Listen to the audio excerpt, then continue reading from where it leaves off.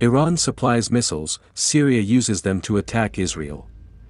Syria fired missiles with a range of at least 50 kilometers aiming Israel, BulgarianMilitary.com has learned, referring to its field sources in Syria and Israeli media. 3 rockets were fired, one exploded on the territory of the Arab state, the other 2 hit Israel. There are no reports of casualties or damage.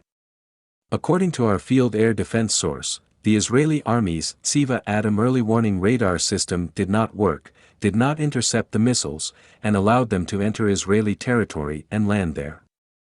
According to media reports, this missile attack from Syria has been claimed by an organization called the Palestinian Liberation Battalions. Our field source claims that days before the Syrian missile attack on Israel, an Iranian cargo plane was allowed into the country.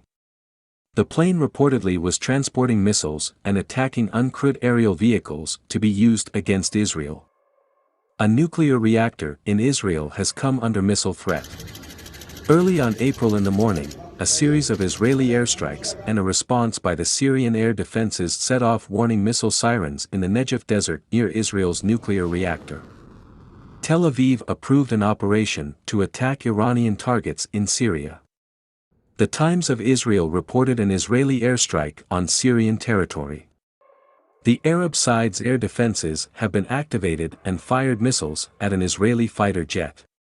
No Israeli fighter jet has been shot down, but one of the missiles fired crossed Israeli territory and exploded near a nuclear reactor in the Negev desert.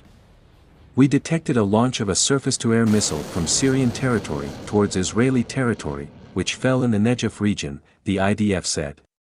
The blast was quite loud after residents of Jerusalem and central Israel heard the sound of its explosion.